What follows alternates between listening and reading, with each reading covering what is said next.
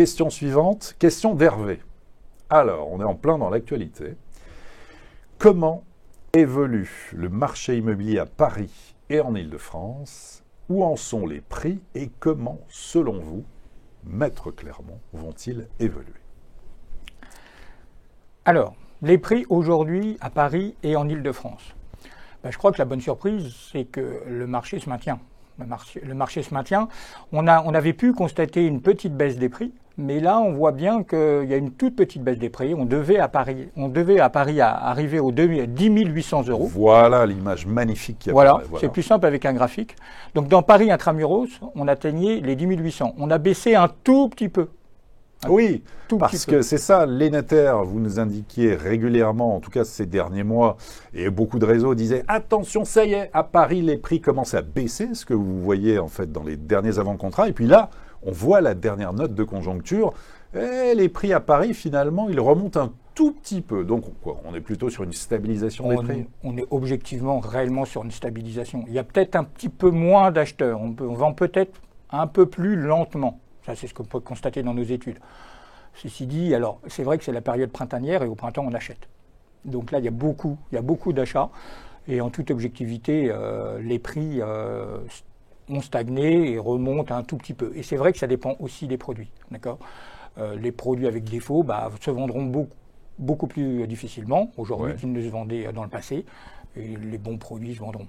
Très bien. Et puis là, on va voir, là aussi, on voit, c'est intéressant, voilà, les prix. Alors là, on est au 4e trimestre 2020. Les actes de vente, en tout cas signés, on voit les différences là, de prix entre, évidemment, Paris-Centre à 12 700 euros par mètre carré en moyenne, 7e, 6e arrondissement, qui est l'arrondissement le plus cher de la capitale. Et puis les écarts, on voit avec le 19e, le 20e arrondissement, 9 360 euros pour le 20e en moyenne.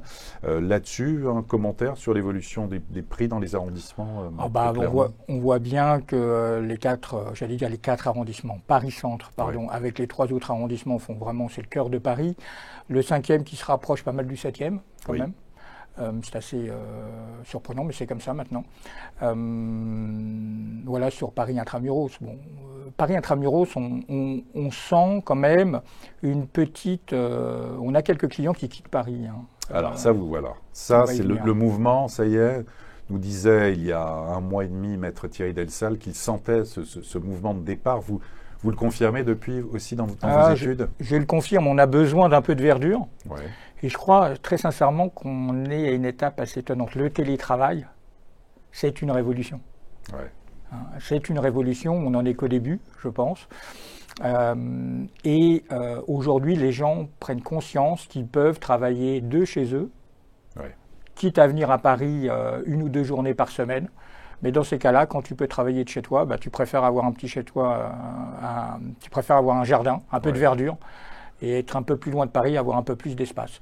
Alors on voit justement, Maître Clermont, là ce sont les prix, là aussi donnés à titre indicatif, des prix, on va dire, les prix médians sur les maisons anciennes en Île-de-France, et là on voit donc on a une moyenne de 337 000 euros, avec évidemment de fortes disparités entre les Yvelines, plus de 412 000 euros, et là on voit l'écart avec la Seine-et-Marne, 258 000 euros. Mais donc ça, vous avez dans vos études aussi des familles qui vivent en appartement à Paris et qui, voilà, ont fait ce choix de partir. Alors, où vont-ils? Est-ce qu'on peut, c'est plus la Normandie, l'Île-de-France, deuxième couronne? On va dire que ça dépend des familles. Il y a quelques familles qui ont une petite attirance vers l'ouest, l'Île-de-France, les Yvelines et tout ça plaît quand même. Peut-être les écoles, je ne sais rien, j'en sais rien. Ça dépend vraiment des familles.